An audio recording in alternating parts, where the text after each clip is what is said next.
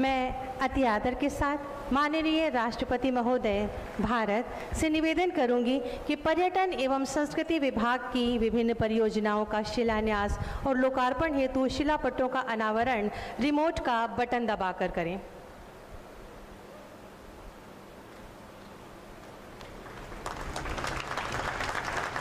पर्यटन विभाग की 2 योजनाओं का लोकार्पण तथा संस्कृति विभाग की तुलसी स्मारक भवन का शिलान्यास आज किया जा रहा है। बहुत बहुत धन्यवाद, आभार माननीय।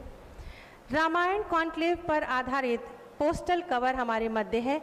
मैं पुनः निवेदन करूंगी माननीय राष्ट्रपति महोदय जी से कि कृपया इस पोस्टल कवर का विमोचन अपने कर कमलों से करें।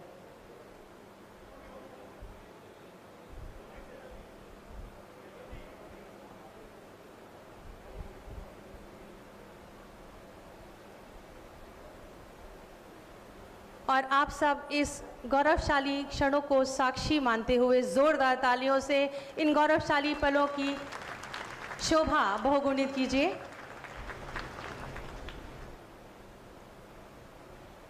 ये रामायण कॉन्क्लेव पर आधारित पोस्टल कवर है जिसका कि विमोचन आज माननीय राष्ट्रपति महोदय जी और सभी गणमान्य महानुभावों के कर कमलों से किया जा रहा है। बहुत बहुत आभार, धन्यवाद। अयोध्या के पौराणिक दर्शनीय स्थल पर आधारित पुस्तक आप सबके समक्ष है। माननीय राष्ट्रपति महोदय जी सहित सभी गणमान्य महानुभावों से निवेदन है कि कृपया इस पुस्तक का विमोचन अपने कर कमलों से कर हमें अनुग्रहित करें।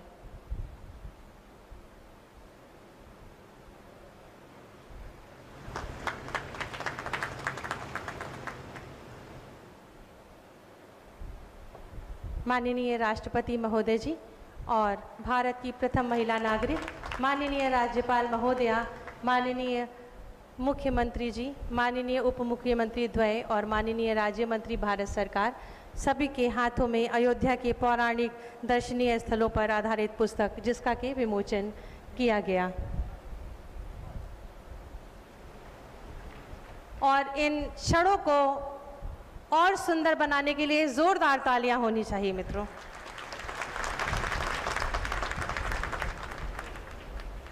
बहुत बहुत धन्यवाद।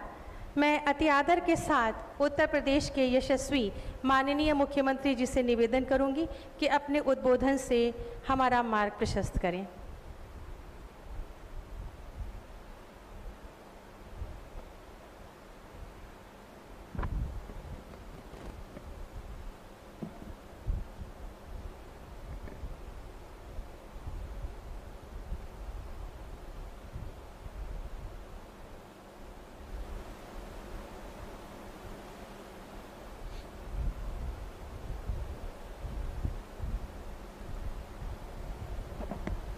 आज के समारोह के मुख्य अतिथि आदरणीय राष्ट्रपति जी, देश की प्रथम महिला श्रीमती सविता कोविंद जी, प्रदेश की माननीय राज्यपाल श्रीमती आनंदीबेन पटेल जी, उत्तर प्रदेश सरकार में मेरे वरिष्ठ सहयोगीगण उप मुख्यमंत्री द्वय श्री केशव प्रसाद मौर्य जी, डॉक्टर दिनेश शर्मा जी, भारत सरकार की रेल एवं कपड़ा राज्य मंत्री श्रीमती दर्शना जरदोश जी, उत्तर प्रदेश सरकार के पर्यटन और संस्कृति विभाग के मंत्री डॉक्टर नीलकंठ तिवारी जी, आज के इस समारोह में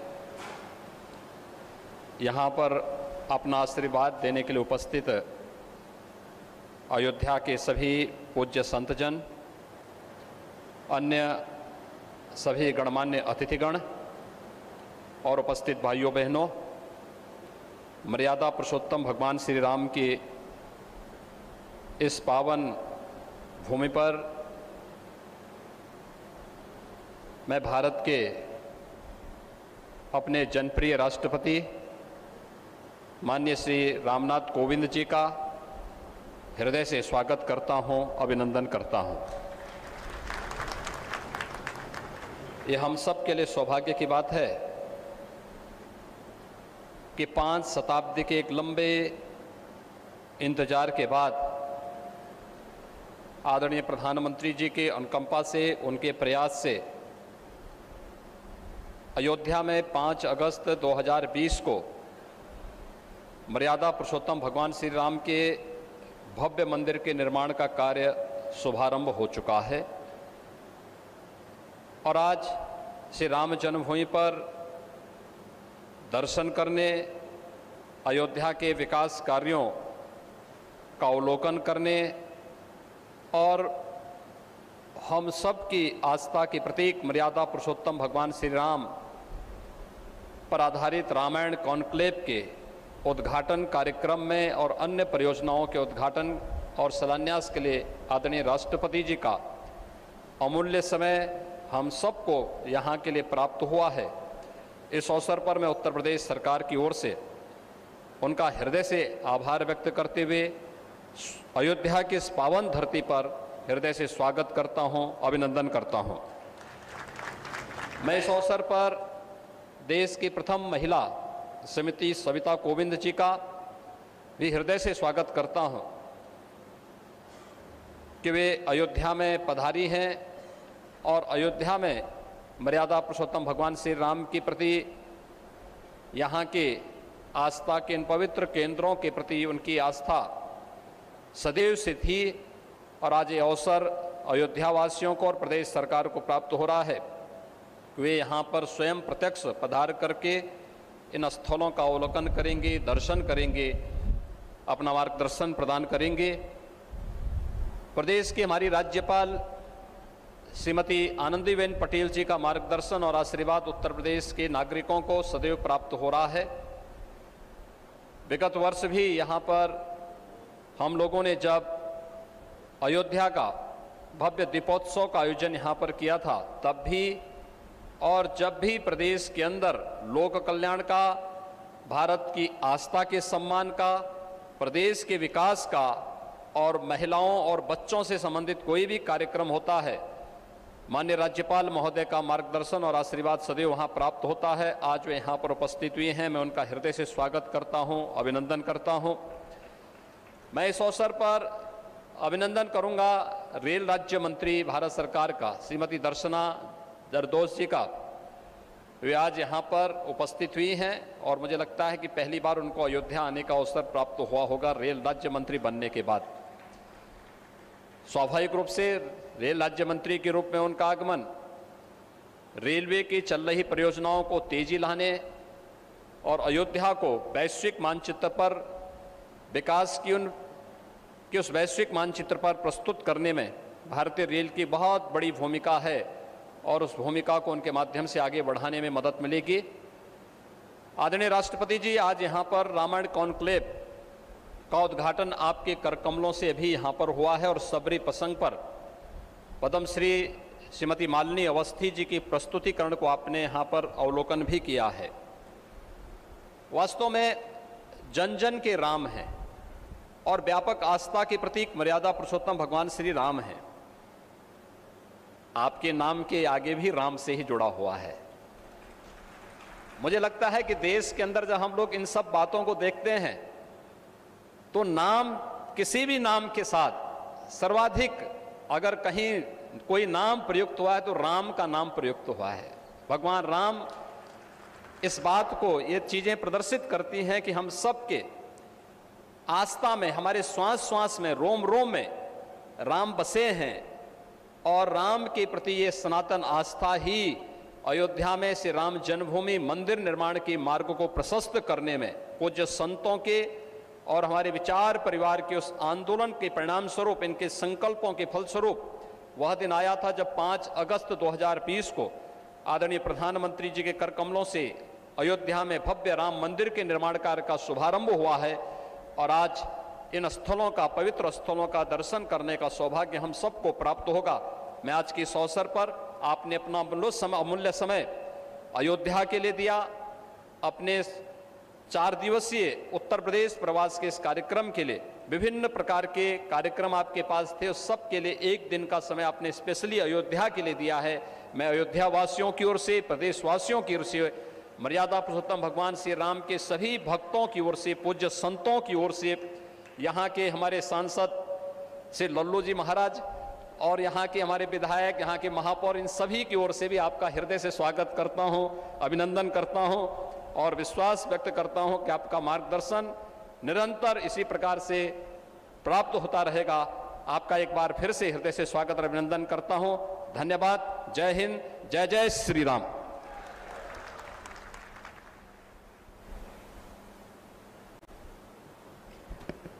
आभार माननीय। तत्पश्चात मैं अति आदर के साथ माननीय राज्यपाल महोदया जी से निवेदन करूंगी कि कृपया अपने आशीर्वचनों से हमें अनुग्रहित करें।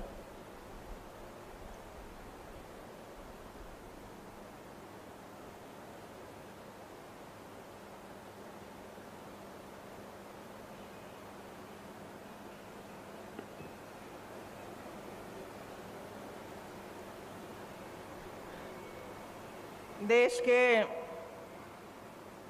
माननीय राष्ट्रपति श्री रामनाथ कोविंद जी, देश की प्रथम महिला श्रीमती सविता कोविंद जी, उत्तर प्रदेश के यशस्वी मुख्यमंत्री योगी आदित्यनाथ जी, प्रदेश के माननीय उप मुख्यमंत्री श्री केशव प्रसाद मौर्य जी, माननीय उप मुख्यमंत्री डॉक्टर दिनेश शर्मा जी, माननीय राज्य मंत्री रेलवे और टेक्सटाइल श्रीमती दर्शना जरदोश जी, प्रदेश के पर्यटन एवं संस्कृति राज्य मंत्री श्री नीलकंठ तिवारी जी, उपस्थित सभी साधु संतों, महानुभाव, देवियों और सज्जनों, अयोध्या की पावन धरा पर अंतर्राष्ट्रीय रामायण कॉन्क्लेव के शुभारंभ के अवसर पर हम सभी के बीच उपस्थित देश के माननीय राष्ट्रपति श्री रामनाथ कोविंद जी एवं देश की प्रथम महिला श्रीमती सविता कोविंद जी का मैं स्वागत और अभिनंदन करती हूँ। यह हम सभी के लिए गौरव का क्षण है जब देश के माननीय राष्ट्रपति के कर कमलों से इस अंतर्राष्ट्रीय रामायण कॉन्क्लेव का शुभारंभ और विकास योजनाओं का शिलान्यास हो रहा है। भारत की गौरवशाली आध्यात्मिक एवं सांस्कृतिक परंपरा का प्रतिनिधित्व करने वाली अयोध्या प्राचीन काल से ही धर्म और संस्कृति की परम पावन नगरी के रूप में संपूर्ण विश्व में विख्यात रही है। सनातन धर्म परंपरा में वैष्णव उपासना को सबसे बड़े प्रतीक और त्रिदेवों में विष्णु के अवतार भगवान राम की जन्मस्थली होने का सौभाग्य भी इस नगर को प्राप्त है। यह अयोध्या के लिए अत्यंत गौरव की बात है कि अवधी साहित्य के सबसे लोकप्रिय ग्रंथ रामचरितमानस का लेखन भी अयोध्या धाम में संपन्न हुआ था। देश के सांस्कृतिक मानचित्र पर अयोध्या अकेला ऐसा शहर है जहाँ से धर्म और मर्यादा के विभिन्न पंथों और संप्रदायों को मानने वाले लोग मौजूद रहे हैं। इस धरती को जैन धर्म के 5 प्रमुख तीर्थंकरों ऋषभदेव, अजितनाथ, अभिनंदननाथ, सुमतिनाथ और अनंतनाथ की जन्मस्थली होने का गौरव प्राप्त है। सिखों के आदि गुरु नानक देव तथा अंतिम गुरु गोविंद सिंह ने विश्व कल्याण का संदेश यहीं से दिया था। भगवान गौतम बुद्ध ने भी यहाँ कई वर्ष वास किया, बौद्ध धर्म का प्रचार किया। इस्लाम और सूफी मान्यता के लिए भी यह नगर बहुत महत्वपूर्ण माना जाता है।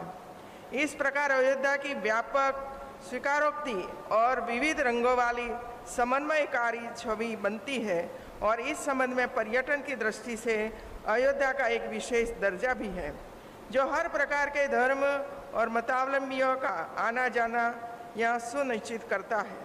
अयोध्या के महात्मा व प्रशस्ति वर्धन से इस नगरी के महत्व और लोकप्रियता का स्वयं ही अनुभव हो रहा है।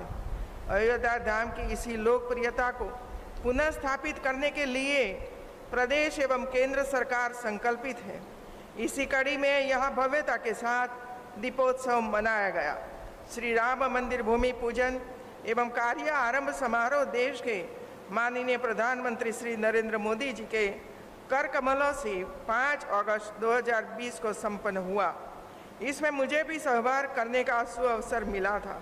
श्री राम मंदिर के शिलान्यास का साक्षी और सहभागी होना बहुत ही गर्व की बात है। भगवान श्री राम की महिमा और महत्ता से जुड़ा मंदिर वास्तव में राष्ट्र मंदिर है। जो युगों तक मानवता को प्रेरणा देता रहेगा और उनका मार्गदर्शन करता रहेगा। प्रदेश के यशस्वी मुख्यमंत्री योगी आदित्यनाथ जी द्वारा अयोध्या धाम में जब प्रथम भव्य दीपोत्सव कार्यक्रम संपन्न हुआ था तो इसकी चर्चा न सिर्फ देश में बल्कि विदेशों में भी बहुत रही। उस समय मैं उत्तर प्रदेश की राज्यपाल नहीं थी। जब मैं उत्तर प्रदेश की राज्यपाल बनकर यहाँ आई तो मुझे भी पिछले 2 वर्षों से अयोध्या धाम के दीपोत्सव कार्यक्रम में शामिल होने का अवसर प्राप्त हुआ। प्रदेश सरकार ने अयोध्या धाम को पर्यटन की दृष्टि से विकसित करने का जो कदम उठाया है वह सराहनीय है। मैं प्रदेश के मुख्यमंत्री योगी आदित्यनाथ को इसके लिए बधाई देती हूँ। जब अयोध्या धाम पर्यटन की दृष्टि से विकसित होगा तो यहाँ पर बड़ी संख्या में देशी और विदेशी पर्यटक आएंगे। जब पर्यटक आए तो राज्य राजस्व में वृद्धि भी होगी। पर्यटन का आकर्षण गंतव्य स्थान पर अच्छी सेवाओं से बढ़ता है। पर्यटन वही फलता फूलता है जहाँ मुख्य रूप से पर्यटक के लिए मैत्रीपूर्ण परंपरा से ओतप्रोत आतिथ्य सरकार की संस्कृति मौजूद हो। यह हमारी संस्कृति में अतिथि देवो भव के रूप में मौजूद है और इसे हमारे पर्यटन अभियानों में प्रयोग भी किया जा रहा है। उत्तर प्रदेश सरकार का मुख्य उद्देश्य है कि अयोध्या धाम न केवल भारतीय मूल के लोगों के लिए बल्कि विदेशियों के लिए भी प्रमुख आकर्षक केंद्र के रूप में स्थापित हो। इसी क्रम में अयोध्या धाम के समेकित विकास हेतु विजन प्लान बनाया गया है।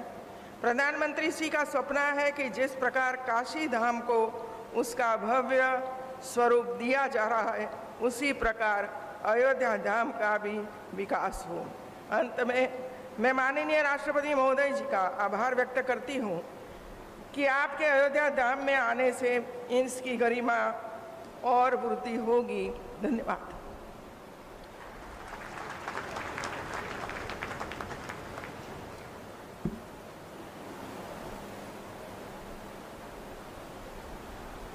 आपका हृदय से आभार। धन्यवाद माननीय। तत्पश्चात मैं अति आदर के साथ विनम्र निवेदन करूंगी माननीय राष्ट्रपति महोदय भारत से कि अपने आशीर्वचनों से हमें अनुग्रहित करें, हमारा मार्ग प्रशस्त करें।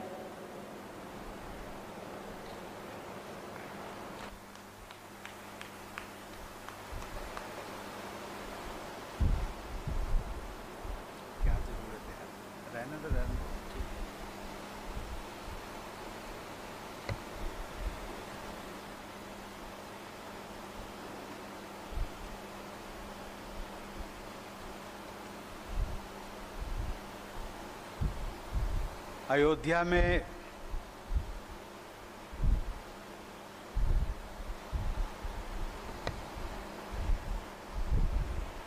अयोध्या में पर्यटन के विकास तथा रामायण के प्रचार प्रसार से जुड़े हुए इस कार्यक्रम में प्रमुख रूप से उपस्थित प्रदेश की राज्यपाल श्रीमती आनंदीबेन पटेल जी, मुख्यमंत्री श्री योगी आदित्यनाथ जी, उप मुख्यमंत्री श्री केशव प्रसाद मौर्य जी, उप मुख्यमंत्री डॉक्टर दिनेश शर्मा जी, रेलवे एवं टेक्सटाइल राज्य मंत्री श्रीमती दर्शना जरदोश जी, पर्यटन एवं संस्कृति राज्य मंत्री डॉक्टर नीलकंठ तिवारी जी, श्रद्धेय संत समाज, गणमान्य अतिथियों, देवियों और सज्जनों, आप सबके बीच अयोध्या में इस राम कथा पार्क में आकर मुझे बेहद प्रसन्नता हो रही है।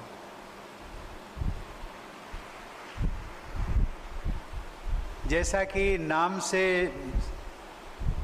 चरितार्थ है राम कथा पार्क, हम सब लोग जानते हैं कि राम कथा के महत्व के बारे में गोस्वामी तुलसीदास जी ने कहा था कि राम कथा सुंदर करतारी, संशय बिहग उड़ावन हारी।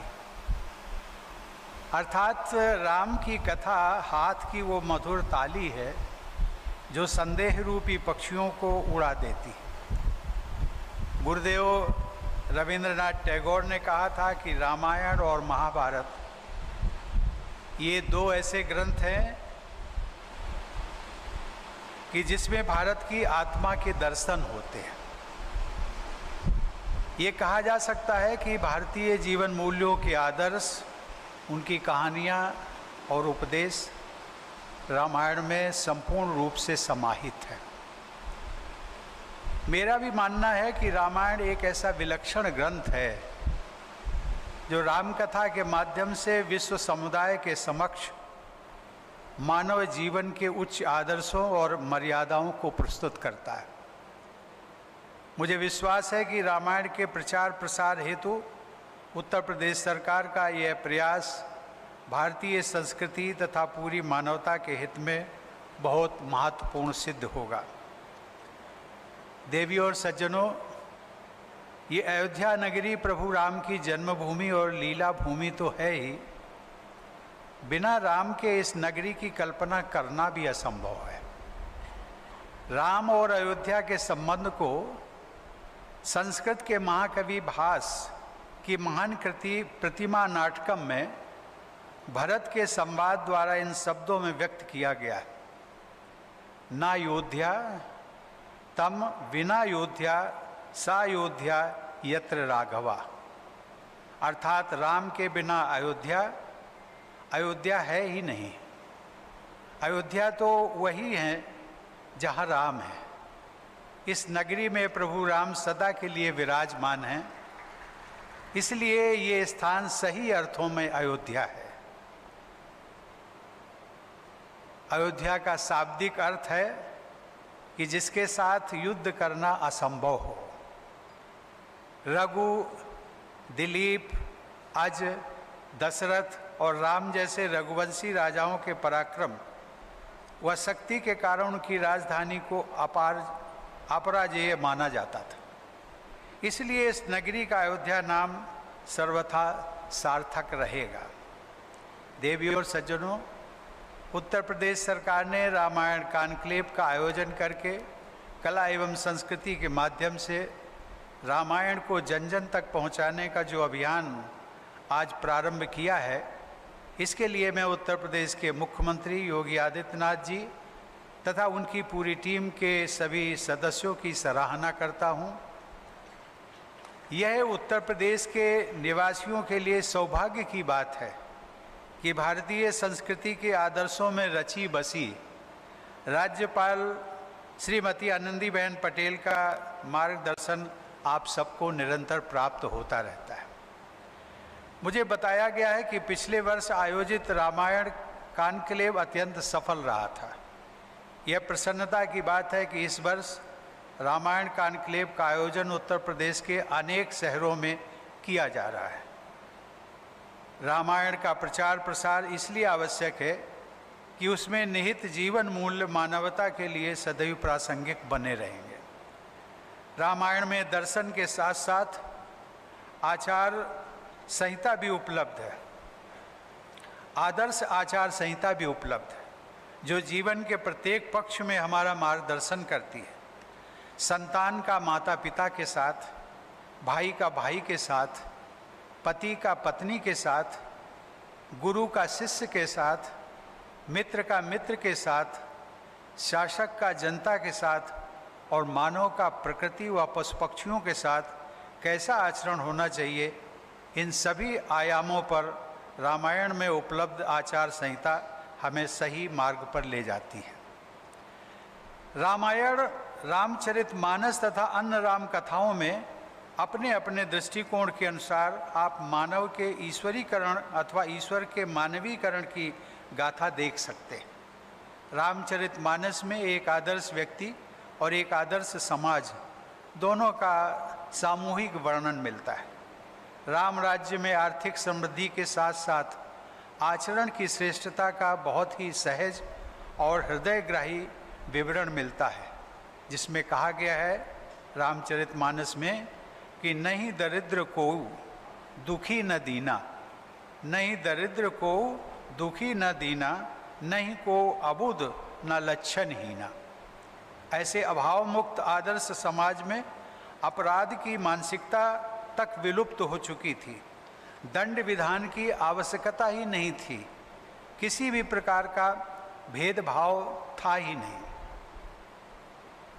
दंड जतिन कर भेद जहाँ, नर्तक नृत्य समाज, जीतहूँ मनहि सुनी अस रामचंद्र के काज। अयोध्या पर आधारित और इस अयोध्या की जन भाषा में रचित रामचरितमानस एक जन आंदोलन बन गया था। अवध क्षेत्र के घर घर में तथा अन्य क्षेत्रों में भी मानस का पाठ पारायण होने लगा और आज भी होता है।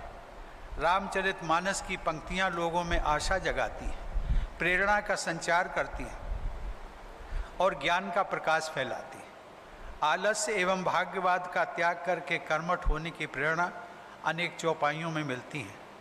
कादर मन कहूँ एक अधारा, दैव दैव आलसी पुकारा।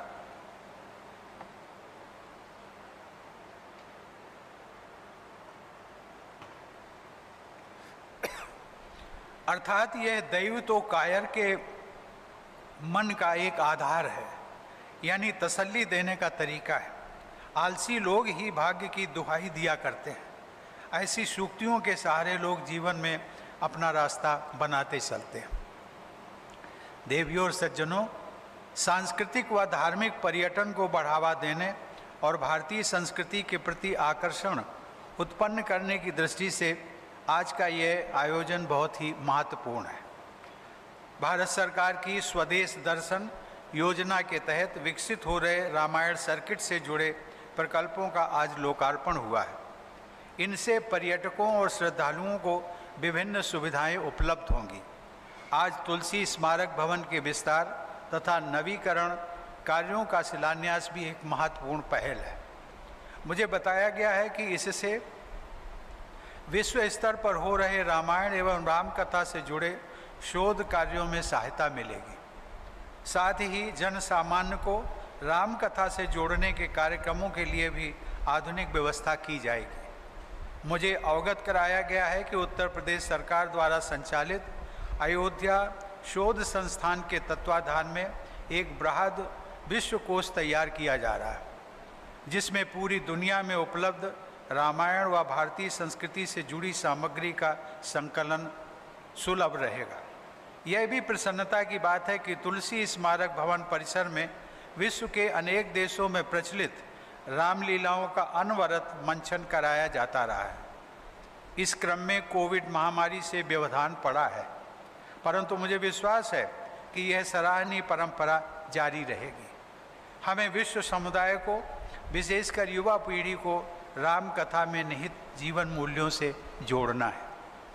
प्रिय राम कथा प्रेमियों, आदिकवि वाल्मीकि ने राम की कथा को अपने काव्य में ऐसा जीवंत रूप दिया है कि वह सही अर्थों में राम का आयन अर्थात निवास ही है।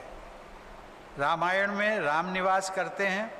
इस अमर आदि काव्य रामायण के विषय में स्वयं महर्षि वाल्मीकि ने कहा है कि यावत स्थास्यन्ति गिरया सरिश्च महीतले तावद रामायण कथा लोकेषु प्राचरिष्यति। अर्थात जब तक पृथ्वी पर पर्वत और नदियां विद्यमान रहेंगे तब तक राम कथा लोकप्रिय बनी रहेगी। संस्कृत में रचित वाल्मीकि रामायण की कथा को बाद में अन्य कवियों ने अपनी अपनी कृतियों द्वारा जन सुलभ बनाया। राम कथा की लोकप्रियता भारत में ही नहीं बल्कि विश्वव्यापी है। उत्तर भारत में गोस्वामी तुलसीदास की रामचरितमानस, भारत के पूर्वी हिस्से में कृतिवास रामायण, दक्षिण में कंबन रामायण जैसे रामकथा के अनेक पठनीय रूप प्रचलित हैं। गोस्वामी तुलसीदास ने इसी क्षेत्र की भाषा अवधी में रामचरितमानस की रचना करके रामकथा को जन जन से जोड़ दिया। रामायण पर आधारित कविताएं, भजन, कहानियाँ, नाटक और गद्य लगभग सभी भारतीय भाषाओं के साथ साथ अनेक विदेशी भाषाओं में भी उपलब्ध हैं। देवियों और सज्जनों, विश्व के अनेक देशों में रामकथा की प्रस्तुति रामलीला के आयोजन द्वारा की जाती है। इंडोनेशिया के बाली द्वीप की रामलीला विशेष रूप से प्रसिद्ध है। मालदीव, मॉरिशस, त्रिनिदाद व टोबैगो, नेपाल, कंबोडिया और सूरीनाम सहित अनेक देशों में प्रवासी भारतीयों ने राम कथा व रामलीला को जीवंत बनाए रखा है। इसके अलावा राम कथा पर आधारित चित्रकारी व अन्य कलाकृतियाँ भी विश्व के अनेक भागों में देखने को मिलती हैं। राम कथा प्रेमी प्रवासी भारतीयों ने मॉरिशस में इंटरनेशनल रामायण सेंटर की स्थापना की है। वहाँ हर आयु वर्ग के लोगों को रोचक तरीके से रामायण को समझने और आनंद लेने की सुविधाएं स्थापित की गई हैं। इस प्रकार राम कथा का साहित्यिक, आध्यात्मिक और सांस्कृतिक प्रभाव मानवता के बहुत बड़े भाग में देखा जा सकता है। भारत ही नहीं, विश्व की अनेक लोक भाषाओं और लोक संस्कृतियों में रामायण और राम के प्रति सम्मान और प्रेम झलकता है। यहाँ तक कि पिछली पीढ़ियों में ऐसे अनेक लोग रहे हैं जो स्कूली शिक्षा से वंचित होते हुए भी राम कथा पर गहरी रुचि व ज्ञान से परिपूर्ण होते थे और वे समाज का सदैव मार्गदर्शन करते थे। मैं तो समझता हूँ कि मेरे परिवार में जब मेरे माता पिता और बुजुर्गों ने मेरा नामकरण किया होगा, तब उन सब में भी संभवतः राम कथा और प्रभु राम के प्रति वही श्रद्धा और अनुराग का भाव रहा होगा जो सामान्य लोकमानस में देखा जाता है।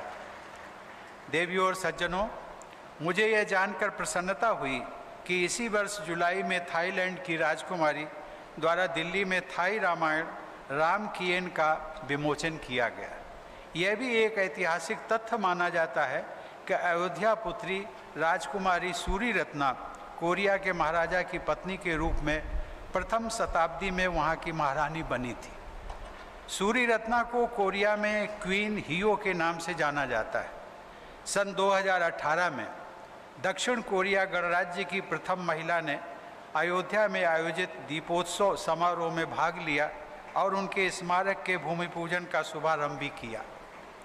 मुझे बताया गया कि लगभग 5 करोड़ की आबादी वाले दक्षिण कोरिया में 60 लाख से अधिक लोग स्वयं को महारानी सूरी रत्ना का वंशज मानते हैं और अयोध्या को अपनी ननिहाल के रूप में देखते हैं।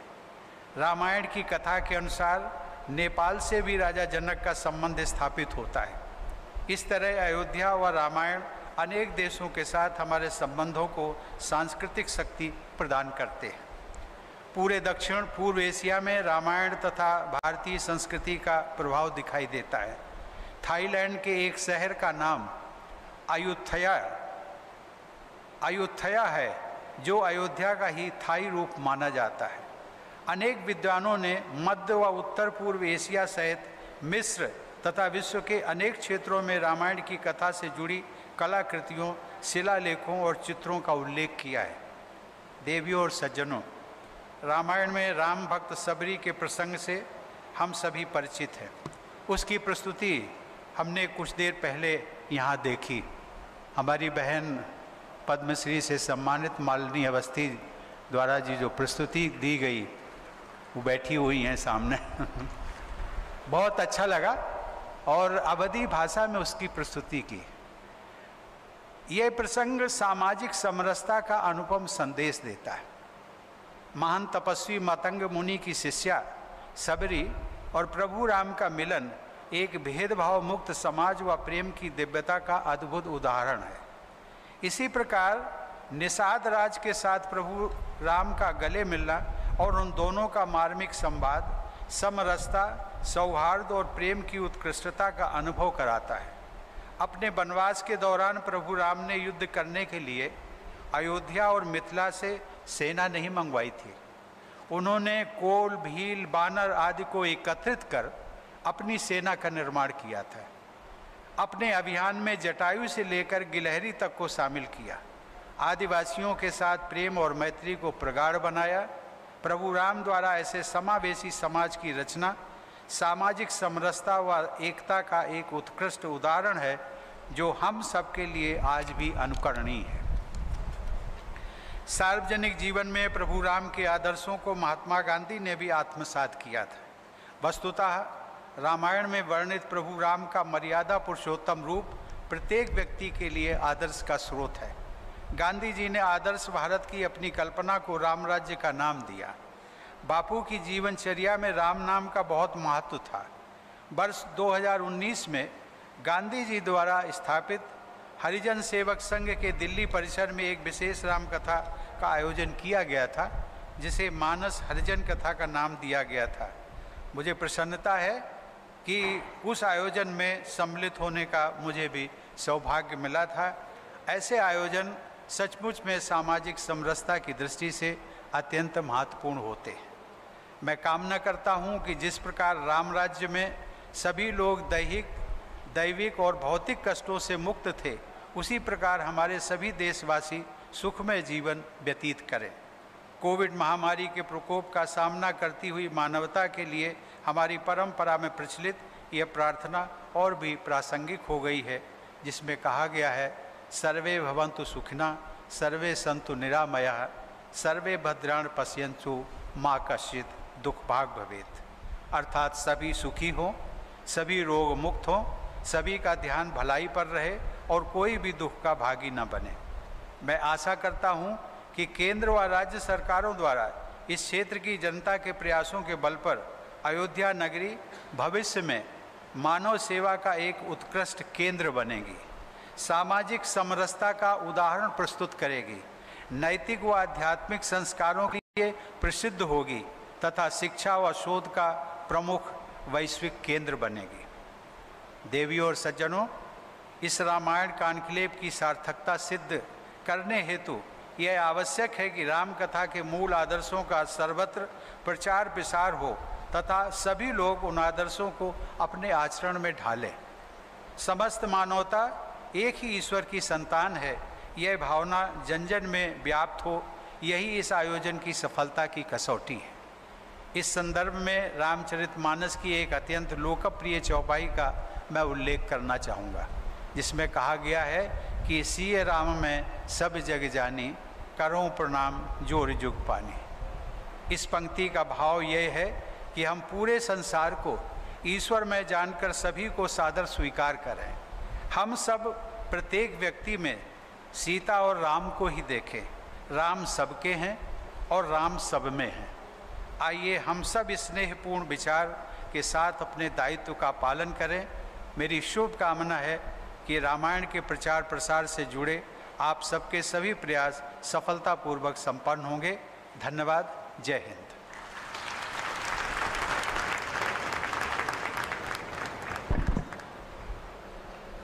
बहुत बहुत आभार माननीय। आप सभी से निवेदन है कि अपने स्थानों पर खड़े हो जाएं और राष्ट्रगान का सम्मान करें संवेद स्वर में। पीठ करके खड़ा होगा।